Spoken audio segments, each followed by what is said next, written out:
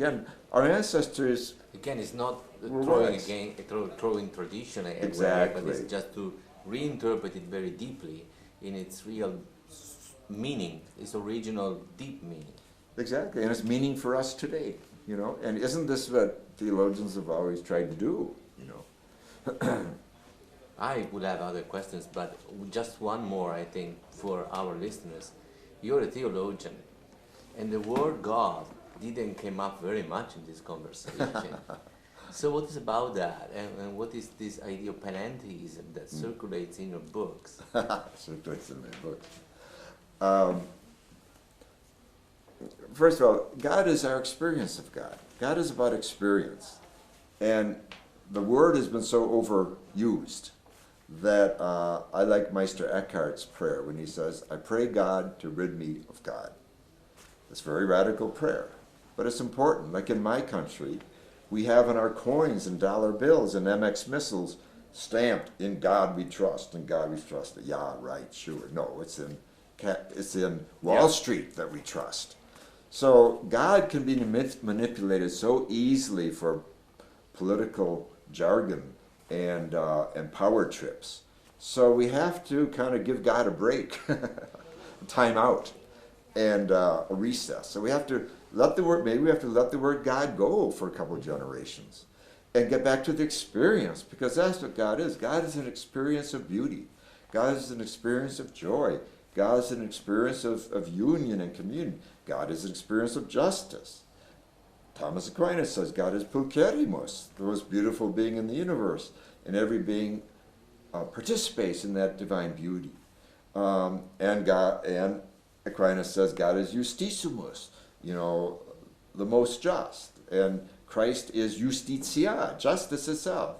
So Aquinas says this one passage that I translated in my book, and Aquinas has never been translated into Italian, French, German, or English before, because it's in his commentary on Pseudo-Demas. He says, he goes through all these names for God that are in the Bible.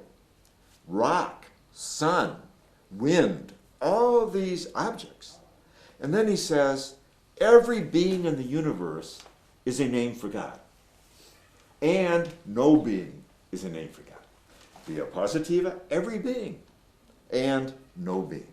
Via negativa, the apophatic. It's just brilliant. And it just opens up your head, your imagination.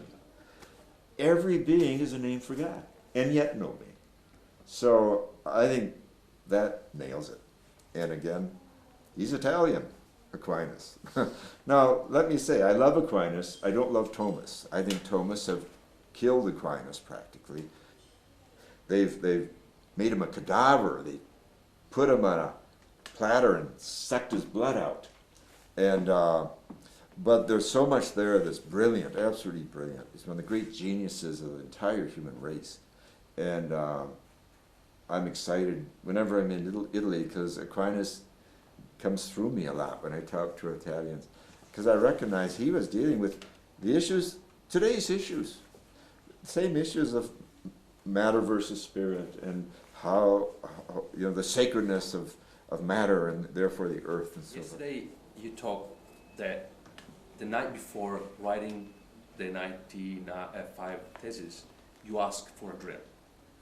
It reminds me, maybe you had some Native American experiences, religious, spiritual experiences. Many. And you've been talking about the vision quest. Is related with that? I don't know what a vision quest is. Oh. But you mentioned somewhere in my research there.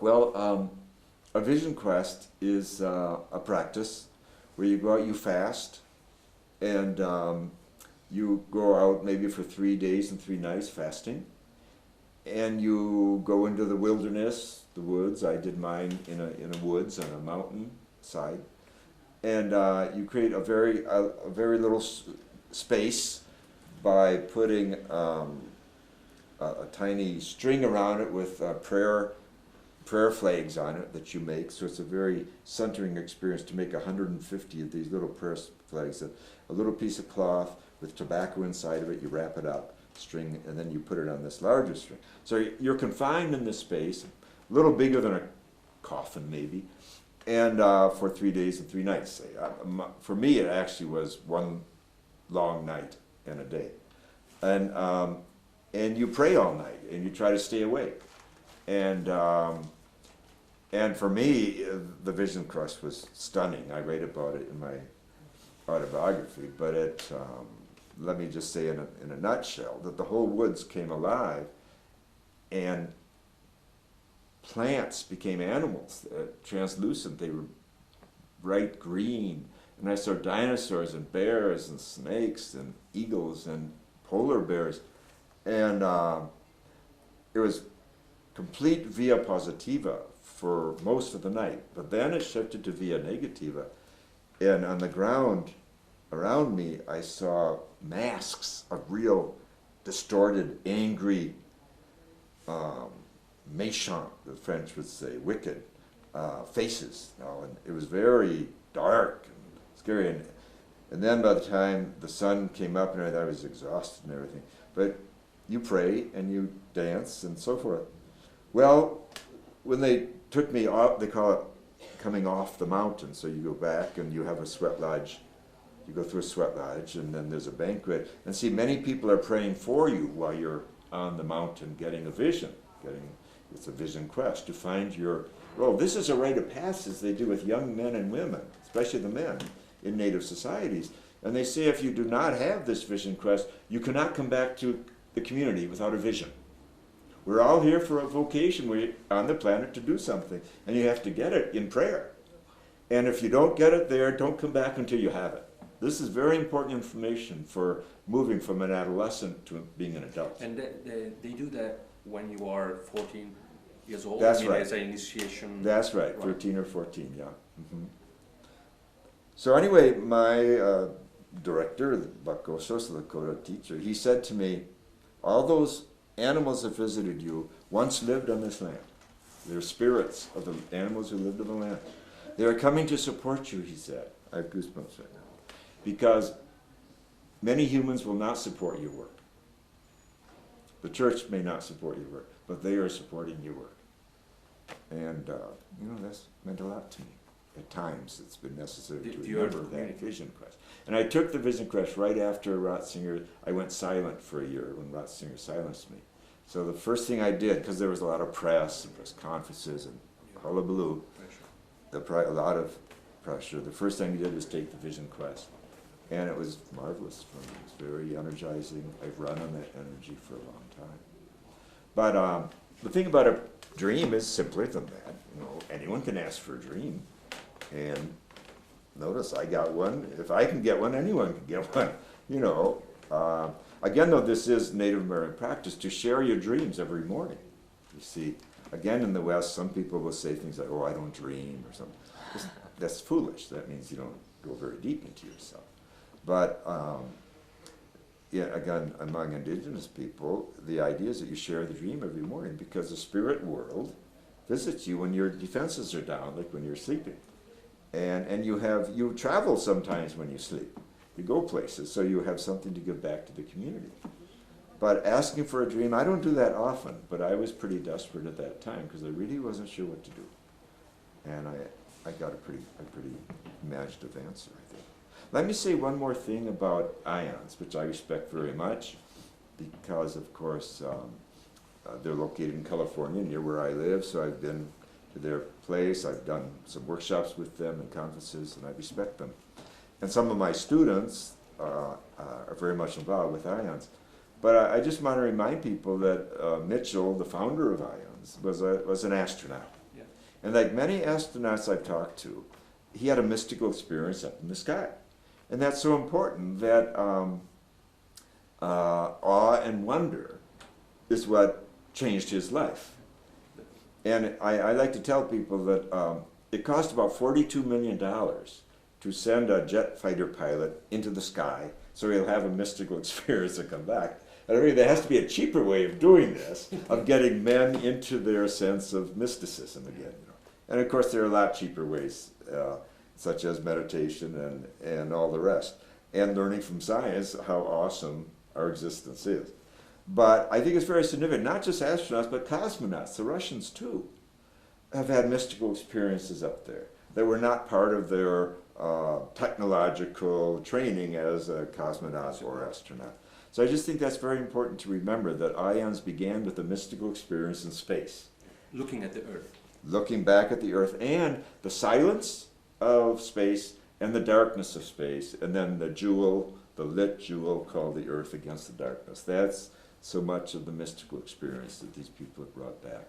And I think it's a very important story.